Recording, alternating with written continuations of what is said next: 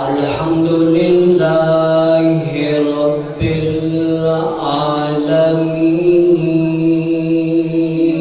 العالمین والعاقبۃ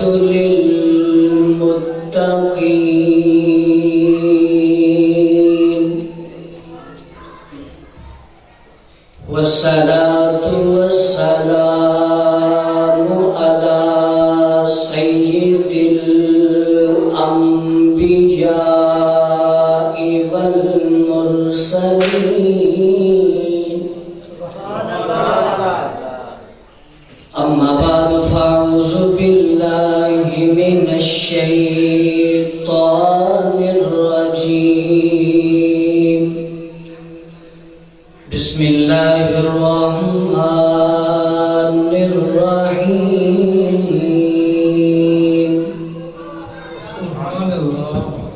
قل یا عبادی الذین اسرفوا علی انفسهم لا تقنطوا من رحمت اللہ بسم اللہ الرحمن الرحیم ان رحمت اللہ قریب من المحسنین صدق اللہ مولانا العظیم وصدق رسولہ النبی الکریم وقال النبي صلى الله عليه وسلم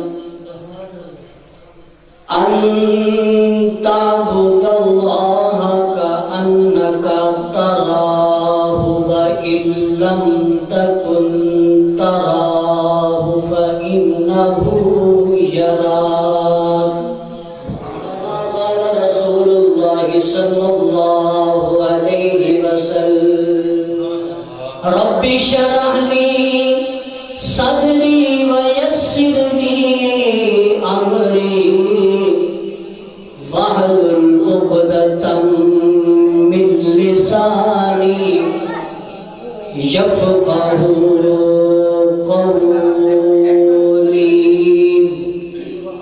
سمت نبی بو جہل گیا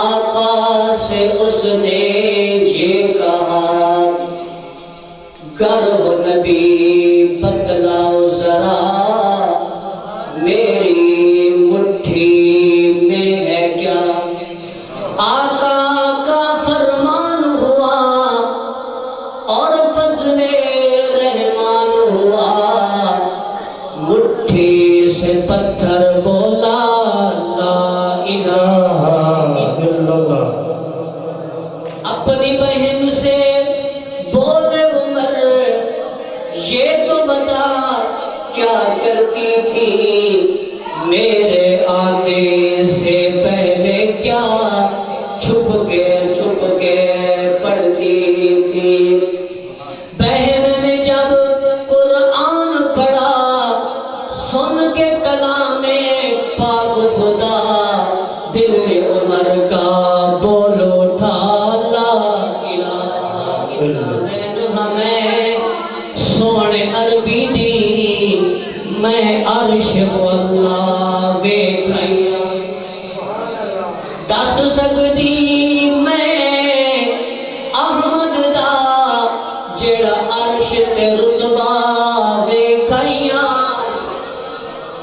دس سکدی میں احمد دا جڑا عرش تے رتبہ ویکھیا تو اگو وکھری نعت سناواں لکھ واری صدقے جاواں ایک راز کفر دا ہٹاواں بس حق دا ہے گل نہیں مکتی میں ہور نظارے ویکھیاں اسی وقت احباب دوستوں، بزرگوں اور بھائیوں، اللہ رب العزت کا ہم سب پہ کرم ہوا، رحم ہوا کہ اللہ نے مجھے اور آپ کو اپنے گھر میں آنے کی توفیق عطا فرمائی۔ اس وقت کوئی گھر میں بیٹھا ہوگا، کوئی چوک میں بیٹھا ہوگا، کوئی دنیا کے کاموں میں مصروف ہوگا، لیکن کتنے خوش نصیب، خوش قسمت ہیں وہ لوگ کہ جن کو گھر بھی اللہ کا ملا ہے اور در مدینے والے کا ملا ہے۔ اس بات پہ جتنا ہم شکر کریں کم ہے۔ شکر کرو کہ تم رات کے اندھیرے میں کسی برائی کے ارادے سے گھر سے نہیں نکلے۔ شکر کرو کہ تم رات کی تاریکی میں کسی چوری اور ڈکیتی کے لیے گھر سے نہیں نکلے۔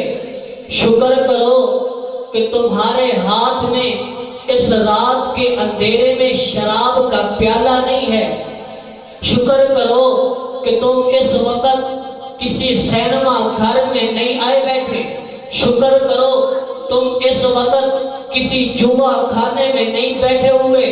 شکر کرو کہ تم اس وقت کسی شراب خانے میں نہیں آئے بیٹھے، بلکہ تم اللہ کے گھر میں آ کر اللہ کو راضی کرنے کے لیے آئے بیٹھے۔ جو اللہ کو راضی کرنے کے لیے آئے بیٹھا ہے وہ ذرا ہاتھ اٹھا کر سبحان اللہ کہے۔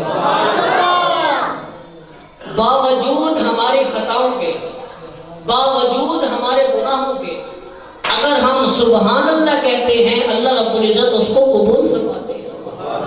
باوجود ہماری نافرمانیوں کے اگر ہم سجدہ کرتے ہیں اللہ سجدے کو بھی رد نہیں فرماتے۔ باوجود ہماری کوتاہیوں کے، باوجود ہماری خطاؤں کے اگر ہم درود شریف پڑھتے ہیں اللہ اپنی رحمت کو بھی اتارتے ہیں، نیکیاں بھی لکھی جاتی ہیں، گناہوں کو بھی مٹا دیا جاتا ہے اور درجات کو بھی بلند کر دیا جاتا ہے۔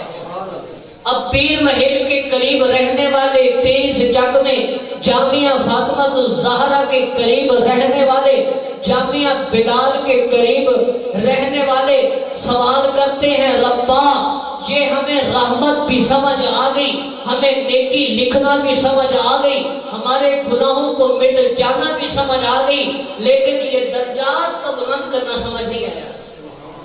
تو میرا تصور کہتا ہے، میرا ذوق یہ کہتا ہے کہ رب نے فرمایا ہوگا کہ درجات کو بلند کرنے کا مقصد یہ ہے کہ میرے بندے درود شریف میرے پیغمبر پر پڑھیں، ایک نیمے نہیں، ایک نیمے چپکے نہیں لگتے بلکہ اونچے۔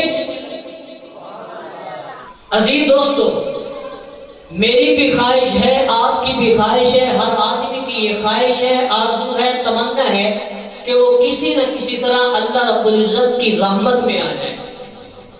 سب چاہتے ہیں نا، سب کی خواہش ہے کہ وہ کسی نہ کسی طرح اللہ رب العزت کی رحمت میں آ جائے، اللہ تعالیٰ کے رحم و کرم میں آ جائے۔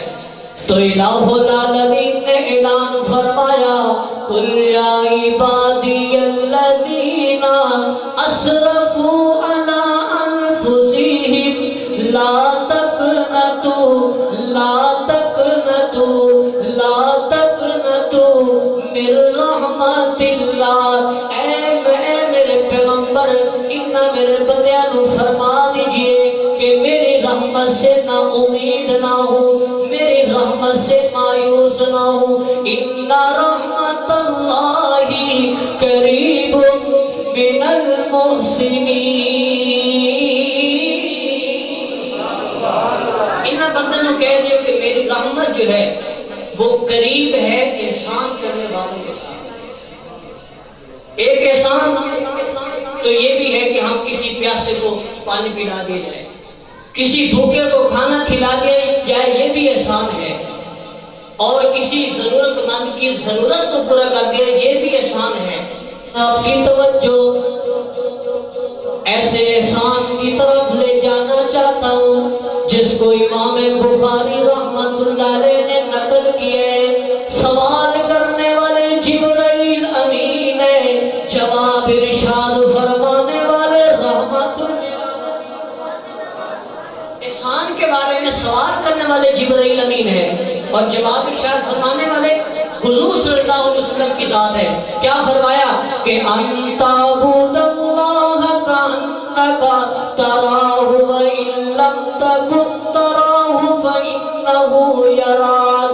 احسان کا اعلیٰ درجہ ہے، احسان کا بالا درجہ یہ ہے کہ تو عبادت ایسے کر گویا کہ تو اللہ کو دیکھ رہا ہے. وَإِن لَمْ تَكُنْ تَرَاهُ فَإِنَّهُ يَرَاكَ. اگر تو ایسا نہیں کر سکتا تو احسان کا کم از درجہ یہ کہ تو اللہ کی عبادت ایسے کر گویا کہ اللہ تجھے دیکھ. یا اللہ میں تیری عبادت کرنا چاہنا، یا اللہ میں تیرے رکوع کرنا چاہنا، یا اللہ میں تیرے سجدہ کرنا چاہنا، پر کوئی نمونہ تے دکھا. تو پھر اللہ نے فرمایا لَقَدْ كَانَ لَكُمْ فِي رَسُولِ اللَّهِ أُسْوَةٌ حَسَنَةٌ. وہ کیسا نمونہ ہے؟ اس نو شمس الضحیٰ کہا جاتا ہے، اسے بدر الدجا کہا جاتا ہے، اسے آمنہ دا چند کہتے ہیں، انہوں یا ایوہ المزمل والا کہتے ہیں کہ وہ کیسا نمونہ ہے. ایک صدارت تو بعد کوئی عہدہ نہیں ہوتا، وزارت تو بعد کوئی عہدہ نہیں ہوتا. اللہ فرماتے ہیں سونے سارے دے منصب تے شانہ دے سٹاپ ہوندے نے، تے مینوں قسم اپنی ربوبیت دی میں تیری شان دا کوئی سٹاپ نہیں کیتا. ہر آن والا دن تیرے پہلے دن نالوں اونچا ثابت ہوندا ہے، تے جیویں جیویں دن گزرتے جان گے تیری عظمتاں شاناں بلند تے اعلیٰ تے افضل تے احسن تے اکمل تے اشرف. ایک کوئی عام نمونہ نہیں. شاعر نے کیا خوب کہا تھا کہ فلک خوبصورت سجایا نہ ہوندا، کسے شہدہ بھی تھے سایہ نہ ہوندا. نہ اے عرش کرسی نہ چن تارے، شب و روز دے نہ ہوندے نظارے. حیاتی مماتی نہ مویا نہ زندہ، نہ جن و بشر تے نہ کوئی پرندہ. نہ حورا دے قصے نہ آدم نہ حوا، نہ یعقوب یونس نہ یوسف زلیخا. نہ محلہ دے والی نہ دربان ہوندے، نہ تختاں دے تاجاں دے سلطان ہوندے. نہ ملدی کسے نو کدے زندگانی، کسے شہدگی تے سایہ نہ ہوندا جے رب نے محمد بنایا. یہ عبادت صرف وہی ہے کہ جس کے اندر حضور صلی اللہ علیہ وسلم کا طریقہ شامل ہو. اس کے علاوہ ہم جو کچھ مرضی کرتے رہے وہ نسب اور رواج کہلاتا ہے، وہ عبادت نہیں ہوتی. چنانچہ ایک جماعت ایسی گزری ہے کہ جنہوں نے اپنا سارا دن، اپنا ساری زندگی، دن ہو رات ہو، صبح ہو دوپہر ہو شام ہو، انہوں نے ہر وقت ہی اپنا سارا جو کام ہے 24 گھنٹے کی زندگی وہ حضور صلی اللہ علیہ وسلم کے طریقے کے مطابق گزاری ہے. وہ صحابہ کرام رضوان اجمعین کی جماعت ہے. وہ ایسے لوگ تھے کہ جو حضور صلی اللہ علیہ وسلم کی ہر سنت کو زندہ کرنے والے تھے. چاہے حضور صلی اللہ علیہ وسلم نے فرمایا فمن رغب عن سنتی فلیس منی، کہ جس آدمی نے میری ایک سنت سے اعراض کیا فلیس منا، وہ ہم میں سے نہیں. صحابہ کرام واحد جماعت تھی کہ جنہوں نے حضور صلی اللہ علیہ وسلم کی ہر سنت پر عمل کرنے والے تھے. چنانچہ صحابی رسول ہے، فجر کی نماز پڑھتا ہے، سلام پھرتے ہی فوراً گھر کو چلا جاتا ہے. صحابہ کرام رضوان اللہ اجمعین بڑے پریشان ہیں، کیا بات ہے، کیا وجہ ہے؟ سلام پھرتا ہی فوراً گھر کو چلے جاتے ہیں. ایک دن کمری والے کی نظر پڑ گئی، اشارہ کر کے بلا لیا، پوچھا کیا وجہ ہے، کیا بات ہے؟ ارے تجھے تیری ماں بلائے گی، تجھے اور مجھے میرا والد بلائے گا، میرا استاد بلائے گا، میرا شیخ بلائے گا، میرا پیر بلائے گا. لیکن کتنے خوش نصیبوں والا وہ صحابی ہے جسے خود کمری والے نے اللہ علیہ وسلم نے بلایا، پوچھا کیا وجہ ہے، آپ کی کیا پریشانی ہے، آپ کی پریشانی کا حل کیا جائے گا، آپ کا غم کیا ہے، آپ کی غمخواری کی جائے گی۔ تو وہ صحابی رو کر کہنے لگا ہمارے گھر کے اندر صرف ایک ہی چادر ہے جس کو میں پہن کر نماز ادا کرتا ہوں، پھر میں گھر جاتا ہوں اپنی بیوی کو یہ چادر دیتا ہوں، پھر وہ پہن کر اس کو نماز ادا کرتی ہے۔ صرف ایک چادر ہے گھر میں، اسی پہ گزارا ہو رہا ہے، لیکن حضور صلی اللہ علیہ وسلم کا جو طریقہ، جو دین، جو اسلام لے کر ہے اس کو نہیں چھوڑا۔ ایک چادر پہ گزارا ہو رہا ہے۔ آج ہمارے پاس وسیع جو ہے، ہمارے پاس لباس بھی موجود ہیں، سہولیات بھی ہیں، سب کچھ ہونے کے باوجود بھی ہم نماز کو بھی چھوڑ دیتے ہیں، حالانکہ حضور صلی اللہ علیہ وسلم نے فرمایا کہ میری آنکھوں کی ٹھنڈک وہ نماز ہے۔ بیوی انتظار میں ہے کہ کب آتا ہے میں نماز ادا کروں۔ جب گھر پہنچتے ہیں بیوی نے اس بات میں جھگڑا کیا، کہا کہ تو نے اپنی نماز کا تو خیال کیا لیکن میری نماز کا خیال نہیں کیا۔ نماز کے بارے میں جھگڑا ہوا۔ آج ہمارے گھر کے اندر کبھی نماز کے بارے میں جھگڑا نہیں ہوا، کبھی بھی کلام بھی نہیں ہوا کہ اس نے نماز نہیں پڑھی۔ میاں بیوی کا کبھی نہیں جھگڑا ہوا۔ جھگڑا ہوا اس نے مجھے شاپنگ نہیں کروائی، مجھے سوٹ نہیں لے کر دیا، مجھے فلاں چیز نہیں لے کر دی، اس بات میں جھگڑا ہوتا رہتا ہے، لیکن نماز کے بارے میں کبھی جھگڑا نہیں ہوا۔ تو وہ صحابی نماز کے بارے میں اپنے خامن سے جھگڑا کر رہی ہے کہ تو نے اپنی نماز کا تو خیال کیا لیکن میری نماز کا خیال نہیں کیا۔ چنانچہ حضرت عمر رضی اللہ تعالیٰ عنہ لشکر کے ساتھ جا رہے ہیں، ایک راستہ کھلا ہے، ایک تنگ راستہ ہے۔ حضرت عمر رضی اللہ تعالیٰ عنہ اپنے لشکر سے کہتے ہیں اس تنگ راستے سے گزرنا ہے، تو وہ جب وہ لشکر اس تنگ راستے سے گزر جاتا ہے، آگے جا کر ایک صحابی پوچھتا ہے اے عمر آپ کے سامنے دو راستے تھے، کھلا راستہ تھا، ایک تنگ راستہ تھا، آپ نے تنگ راستے کو کیوں اختیار کیا؟ تو حضرت عمر نے فرمایا غرض تنگ اور کھلے سے نہیں ہے، غرض حضور کی سنت کہ تنگ اور کھلے راستے سے ہمیں کوئی غرض نہیں ہے، حضور کا طریقہ کو زندہ کرنا ہے کہ میں حضور کے ساتھ جا رہا تھا، یہی راستہ تھا، ایک تنگ تھا ایک کھلا تھا، حضور صلی اللہ علیہ وسلم نے تنگ راستے کو اختیار کرنے کا حکم دیا تھا۔ پھر آگے جاتی لشکر کے ساتھ ایک جگہ پہ جا کے اپنے سر کو نیچے جھکاتے ہیں، جب وہاں سے گزر جاتے ہیں تو کسی نے پوچھا آپ نے اپنے سر کو کیوں جھکائے، اس کی کیا وجہ ہے؟ تو حضرت عمر نے کہا یہاں پر میں حضور کے ساتھ جا رہا تھا، یہاں پر درخت تھا، حضور صلی اللہ علیہ وسلم نے سر کو جھکایا تھا، میں بھی حضور کے طریقے کو زندہ کرنے کے لیے سر کو جھکایا ہے۔ تو اس آدمی نے کہا اس وقت تو درخت تھا لیکن اب درخت تو نہیں ہے۔ تو وہ حضرت عمر کا جواب سنے، کہنے لگے غرض درخت سے نہیں ہے، غرض حضور کے طریقے کو زندہ کرنا،